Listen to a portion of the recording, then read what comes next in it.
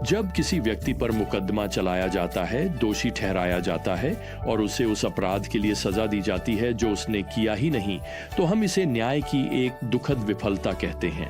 असल में मुझे हमेशा यह पढ़कर गहरा दुख हुआ है कि किसी व्यक्ति ने कई साल जेल में बिताए और बाद में वह निर्दोष साबित हुआ, चाहे वह कोई नया सबूत हो, डीएनए के निशान हो या कोई अन्य फॉरेंसिक तरीका।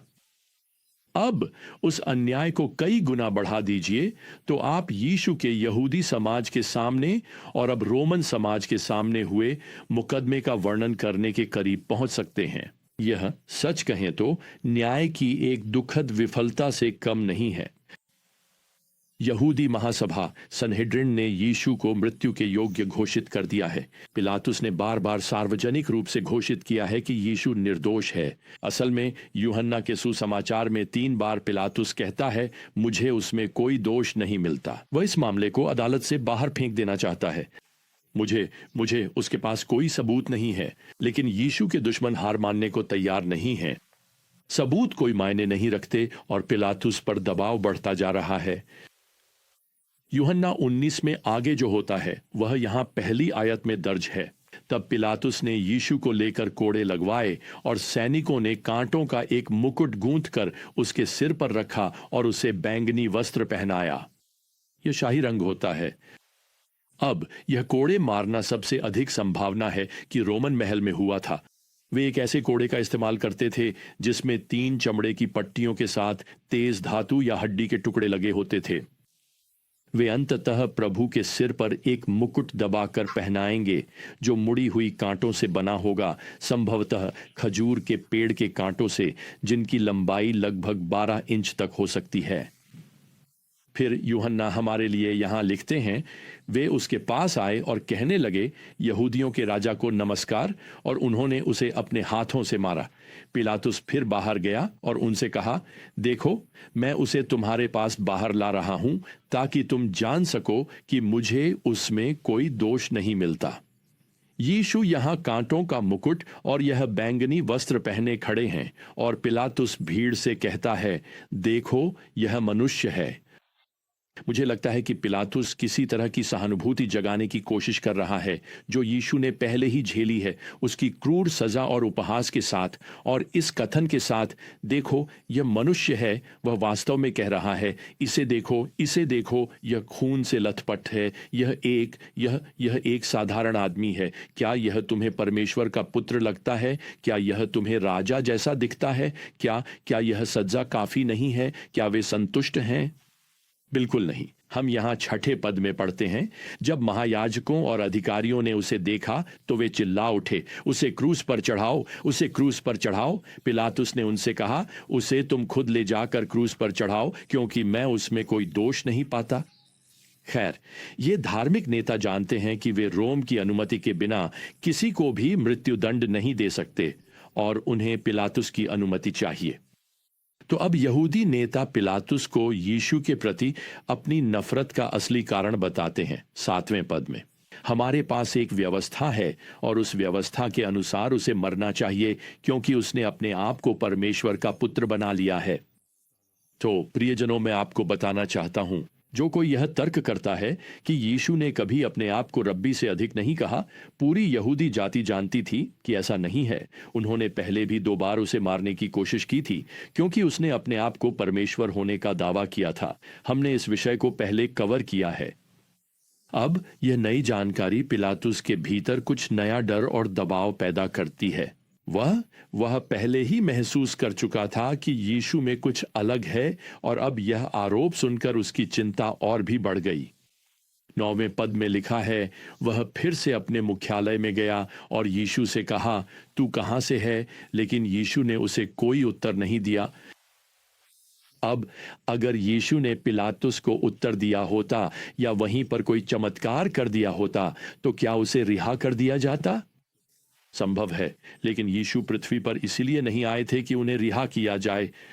वह पृथ्वी पर इसलिए आए थे ताकि आप और मैं उद्धार पाएं।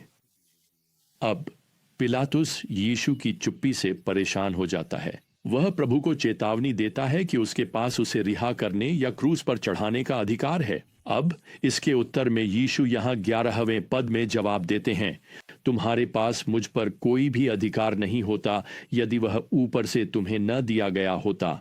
इसलिए जिसने मुझे तुम्हारे हवाले किया है उसका पाप अधिक है।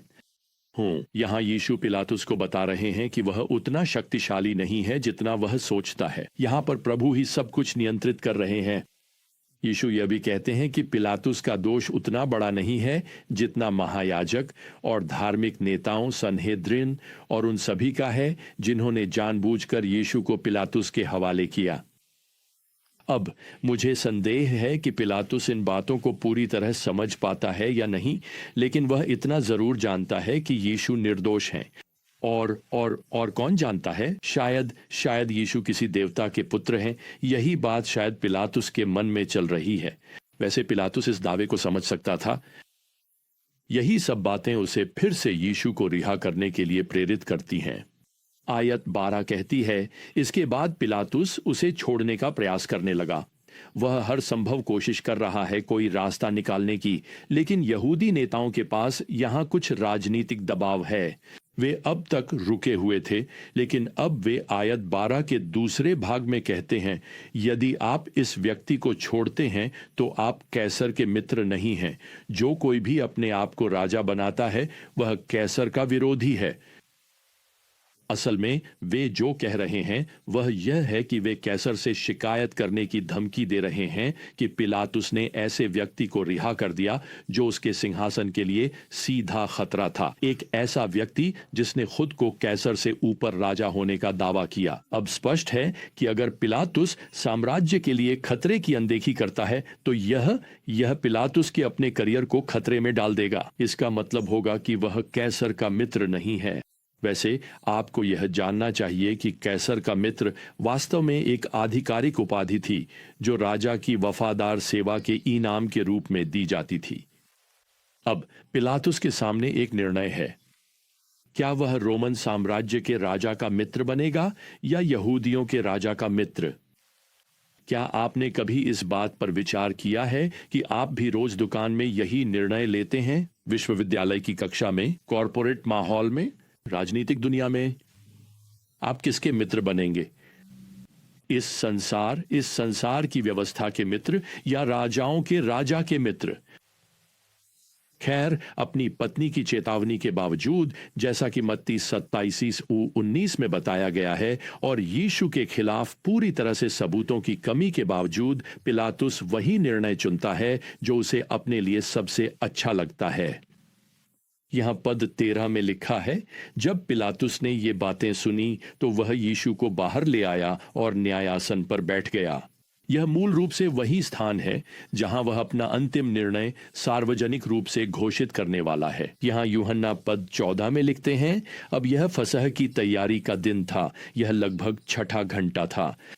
इसका मतलब है कि सुबह 6 बजे हैं और फसह का दिन है जब हर परिवार एक निर्दोष मेमना बलि करता है, और कुछ ही घंटों में परमेश्वर के शुद्ध मेमने को मानवता के संयुक्त परिवार द्वारा बलि कर दिया जाएगा। यीशु की निर्दोषता अदालत में सिद्ध हो चुकी है। परमेश्वर का मेमना निष्कलंक है।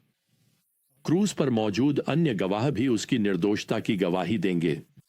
यहां तक कि यहूदा, जिसने खून की कीमत लौटाने की कोशिश की, ने भी घोषित किया कि उसने निर्दोष लहू से विश्वासघात किया है। मत्ती 27:4। यीशु का एकमात्र दोष यह है कि उसने सत्य कहा। वह परमेश्वर का पुत्र होने का दोषी है। जब पिलातुस भीड़ से कहता है कि अपने राजा को देखो, यहां यूहन्ना 19:14 में, तो वे तुरंत फिर से उसकी क्रूस पर चढ़ाने की मांग करने लगते हैं, और यहां तक कि वे 15वीं आयत में जोर से चिल्लाते हैं, हमारा कोई राजा नहीं, केवल कैसर। सोचिए जरा। इसी के साथ 16वीं आयत दुखद रूप से दर्ज करती है, पिलातुस ने उसे क्रूस पर चढ़ाए जाने के लिए उनके हवाले कर दिया। अब मत्ती के वर्णन में अध्याय 27 में यहां 24वीं आयत में बताया गया है कि ठीक इससे पहले कि वह यीशु को क्रूस पर चढ़ाने के लिए सौंपता, पिलातुस भीड़ के सामने अपने हाथ धोता है और कहता है, मैं इस आदमी के खून का दोषी नहीं हूं।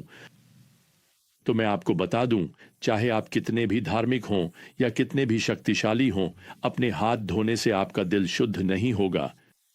यह आपके विवेक को शुद्ध नहीं कर सकता।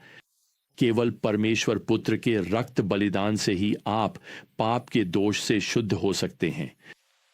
हालांकि यह पूरा दृश्य न्याय का भयानक उल्लंघन है, लेकिन याद रखें कि यह सब अनादिकाल से ही नियोजित था। लेकिन आज आपका व्यक्तिगत निर्णय क्या है? यीशु वास्तव में आपके दिल की अदालत में खड़े हैं। उनका लहू या तो आपके हाथों पर है, आप उन्हें नकारने के दोषी हैं, या फिर उनका लहू आपके दिल को शुद्ध कर चुका है और आप सदा के लिए क्षमा किए जा चुके हैं। तो फिर जब तक हम फिर से यात्रा शुरू न करें, प्रियजनों, प्रभु यीशु मसीह की अनुग्रह, परमेश्वर का प्रेम और पवित्र आत्मा की संगति आप सभी के साथ बनी रहे। आमीन।